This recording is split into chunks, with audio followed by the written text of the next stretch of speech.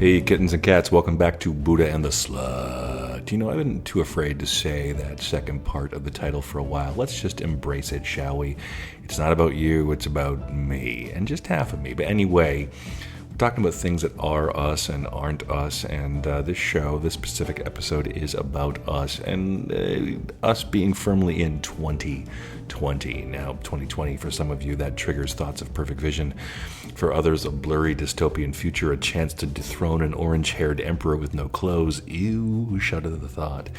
Or maybe beat back a socialist threat who's simultaneously all about free healthcare and canceling student debt, yet somehow a Jew who's worse than the Nazis. Good job, Biden, you ruined our future. Now, don't forget the looming pandemic threat. Oh wait, as of recording now, it is officially a pandemic threat. Born in live bat soup or some communist super lab, or a big middle finger from Mother Nature on her deathbed that has most of the civilized world trampling each other at Costco on midnight runs for sanitizer, cured meats, and 3-ply toilet paper. Priorities, people. Priorities. But yeah, 2020. Over here in my world, 2020 is a milestone. Because I am turning 50 this year. Yeah, that's approximately 2/3 of the way to death. That's the way I like to look at it. Unless, CRISPR hacks and nanotech and a shitload of goji berries make it closer to half the way to death. Whatever the case, it's got me thinking about my favorite subject, which, if you know me, means you've already abandoned me in the corner of that hipster party house to commune with the calico and the tortie and the Maine Coon, because yeah, I do like thinking about death. But this ain't going to be a morbid rant, my friends, no, far from it. Instead, it's a question I keep getting asked, and to be honest, keep asking myself. So I figured, why not do it here, on the show that is not afraid to be raw and real and raunchy before we all rest in peace. Brookie Poo, what's on your bucket list? I figure the Half Century Club is as good a marker as any to give myself a timely reminder of what's important while giving you some potential perspective. Because what better way to define a man than through his greatest wishes before the grave? And with that, here for your listening and pondering and amused cringing pleasure are officially the 10 things I want to do before I die, with odds of them actually happening. So here we go. Number 1, easy. I want to make a movie. Yep, a proper film, festival or grindhouse or straight to Netflix, it doesn't really matter.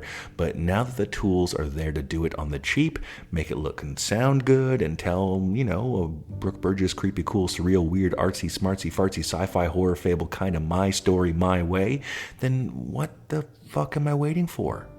Seriously, make a movie. Now, the odds of this actually happening, I'd say around 4-1, which is pretty good. But you can cover every base and still have problems getting actors. And I won't want to make a flick if all the stars can't align and I'm stuck with the equivalent of Darren Aronofsky's Pie with the cast of Clerks. Yeah, you know what I mean. Exactly.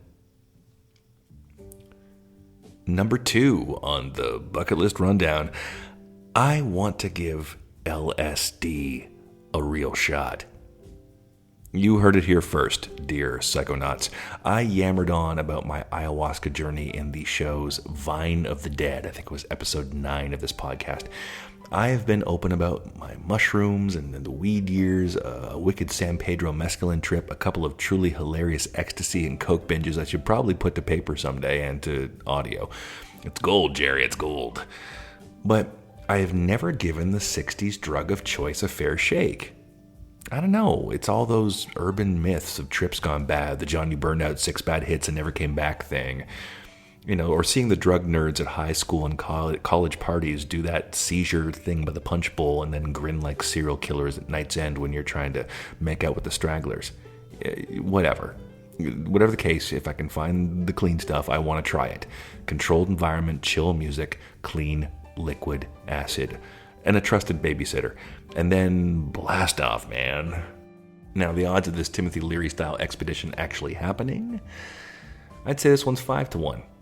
Now, where do you even go for good Sid anymore? Can I trust my sitter or caretaker not to punk me? What if I'm allergic or try to peel off my face or get stuck doing Nick Cage impressions till I walk off a cliff or have a stroke? Still, 5 to 1, 20%, it's possible. Number 3 on the list is explore Turkey. Yeah, Turkey.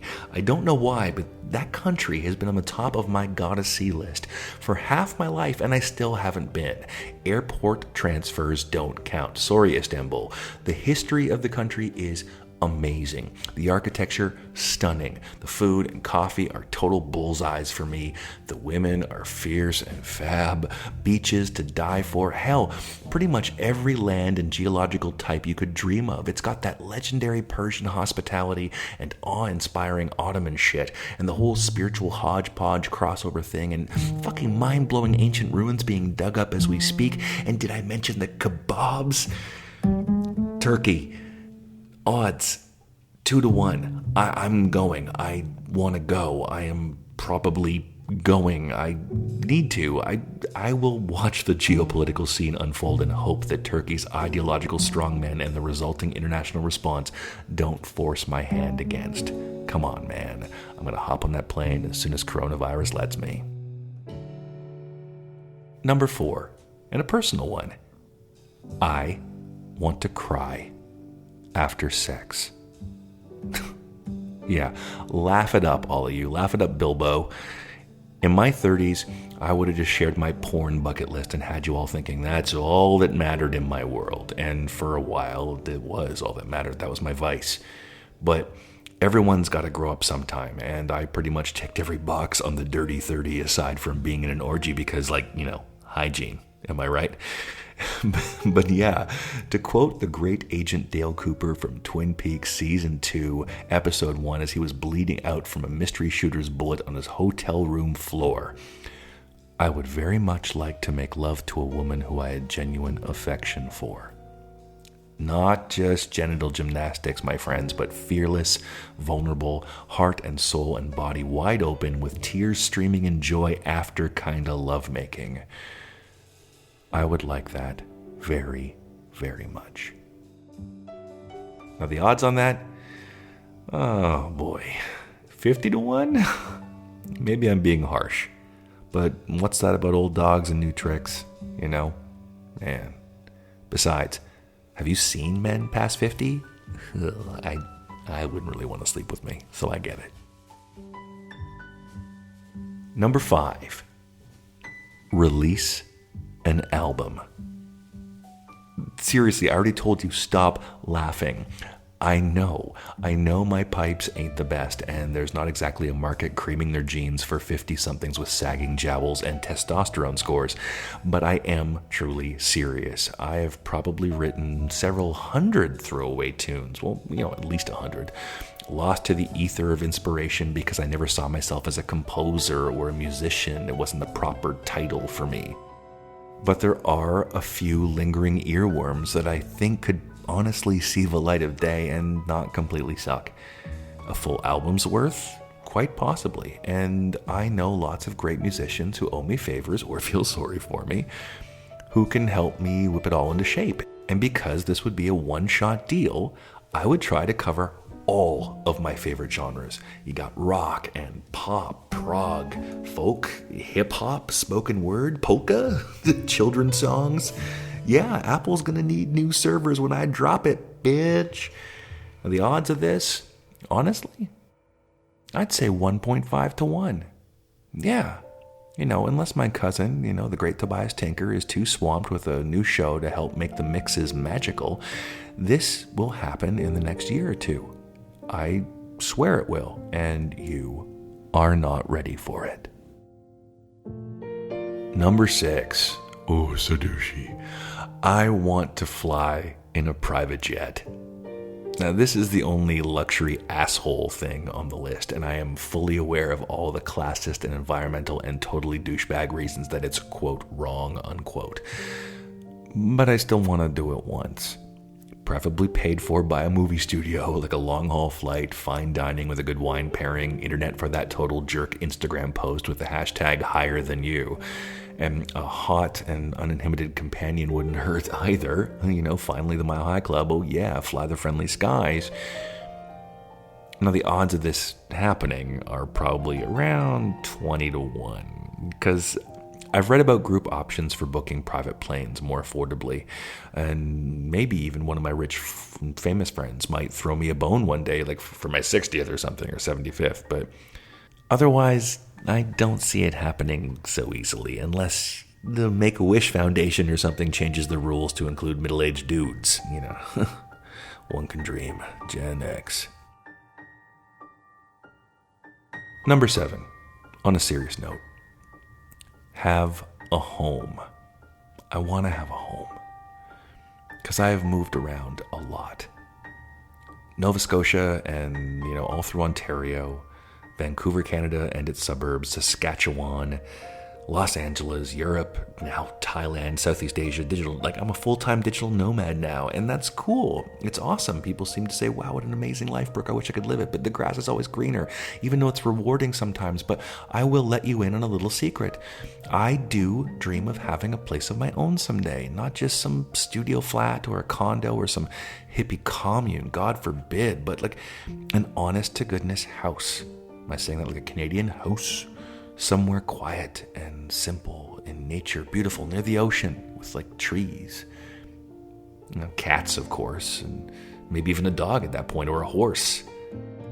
I want the kind of place like the put down roots and sip lemonade on the porch and cut the grass with your very own lawnmower until you have a quiet heart attack in your sleep kind of place.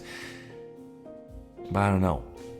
The odds with the way the global economy is going and my total and complete lack of savings ain't great. I would say 30 to 1 if I'm being honest. Now, inheritance, that's not a thing in my world. Nobody gifts houses anymore, no matter how evocative your prose style is. Still, when I close my eyes, or when I dream about it, I can see the high, bright windows and hear wind through the willow trees. I can smell the old wood and the cinnamon and brown sugar crust tart apple pie baking in the oven. I can feel it. I can feel what home would be like. Number 8, numero ocho.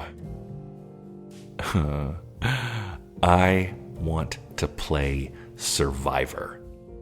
Yeah. I have never hidden my desire to partake in the game of games.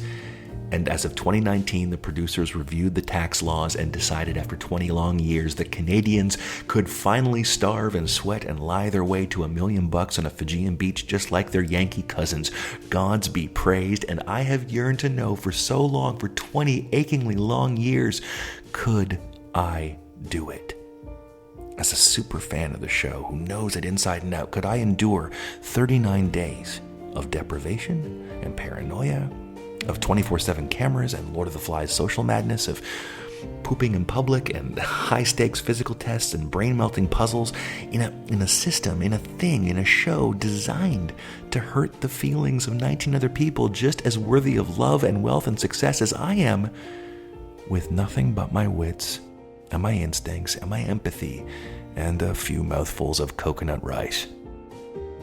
And you know what? You know what I realized? I could. I can.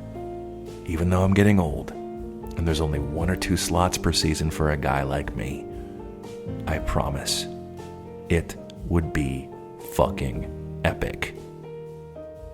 Odds of happening? 3 to 1. Stay tuned, children, because the maple syrup mafia is coming for you. Number 9 on the bucket list. Kind of fitting. Deathbed co-pilot. I want to hold someone's hand as they die. I don't know why. Not exactly, but I've had a vision of it since I was young. And not in some bullshit goth morbid fascination sort of way. I just think that, I don't know, somehow I could help. I'm not sure how. What do you say? It's an energy thing or something? Like, when the chips are down, we all have to face death alone. But Is there a way, like in those final moments when the fear comes, when we are clearly done but are still clinging to life no matter how much sense it makes to surrender and exhale and just let go? Maybe, like, how good could it feel, would it feel, to know that someone is right there with you, supporting you, loving you, and sending you off on your journey, calming you, thanking you, emboldening you, cheering and wishing you Godspeed? I think that would feel kind of wonderful. And if I could do that for someone, maybe I could have some peace of mind in my last moments, in case nobody comes to do it for me. And the odds of that? No clue.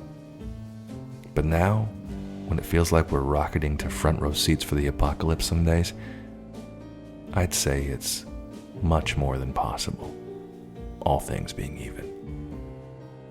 And finally, number 10 on my bucket list, before I shuffle off this mortal coil, I want to be a good dad. That's it. And for those of you who know me, really know me, the inner circle, the tight few, you know what I'm talking about and why that's important. And the odds? Even money. Let's end on a good note and leave it at that.